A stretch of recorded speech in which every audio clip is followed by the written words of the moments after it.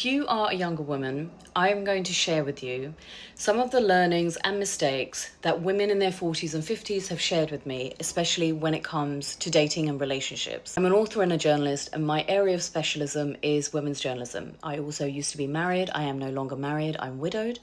Some of this is also from personal experience, and also I was child-free by circumstance. Now I would say I'm child-free by choice. For a book that I wrote called She Wanted More, I interviewed many women who shared the entire range of experience of being in relationships, the renegotiation of that, and what they wish they had learned. The first thing is you will not see trad wife influencers on here who are in their 40s and 50s.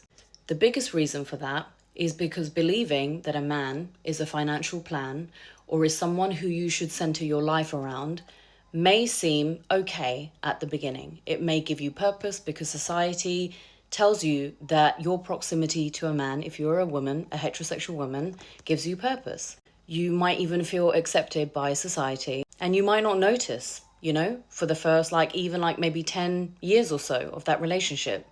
But after a certain point in time, and like clockwork, it usually happens to women in their 40s, you start to realize that you have based your entire existence around another human being, and their entire existence is not based around you, it's based around themselves. And for some women, they realize that their entire being, their entire sense of self has been consumed and gobbled whole by another person to the point that they don't even recognize themselves.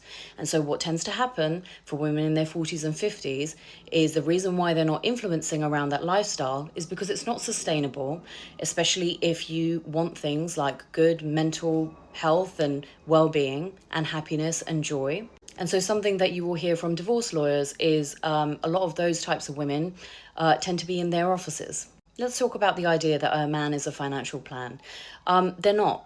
Not enough history has passed between us right now and back to when women couldn't own a credit card or couldn't take a mortgage out in their own name or were considered to be financial dum-dums in comparison to men. We still have an enormous financial literacy gap between men and women. There is still social conditioning within us where we defer to men around knowing more around finances just because they're men. And so this is something we all need to be aware of. And I say this as someone who was married, who ended up in a really tricky financial situation because I didn't question my husband about his finances and he fobbed me off by saying it was all in hand.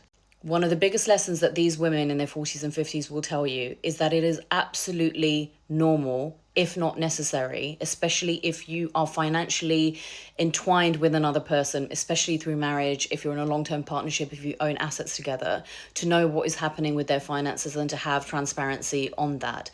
If someone is not showing you that, that is what we call a red flag. I talk about being single and child-free, and people assume that that means I'm encouraging other women to be single and child-free or that I must be anti-marriage, and it's not that at all.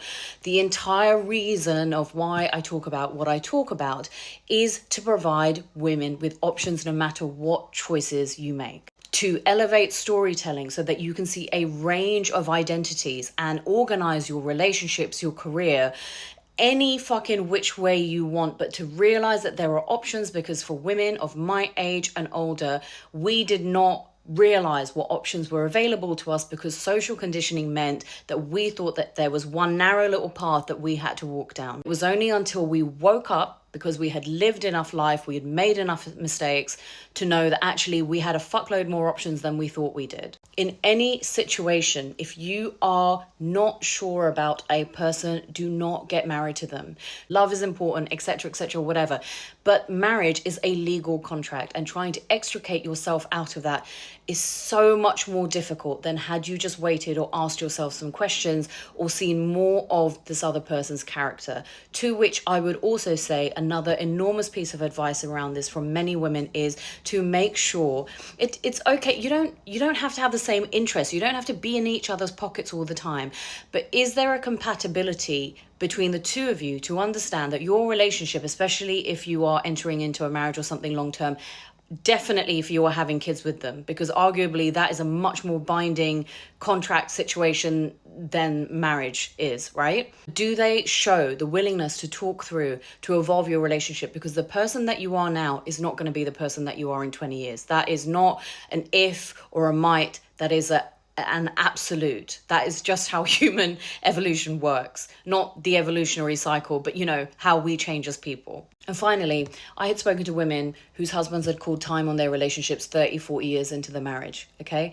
And one of the things that they wish that they had done, because they knew that the marriage wasn't all okay, is that they stayed in those marriages because of their children, because of all of these other reasons. They didn't want to be alone, etc., etc.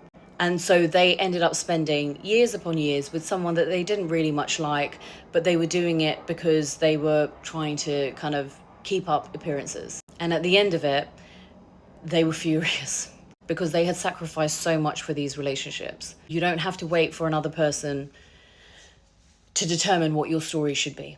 And finally, there's no such thing as a right or wrong decision. Don't beat yourself up for making choices that didn't work out the way that you were supposed to. Sometimes you make the decision that was right for you in the moment or for the foreseeable future.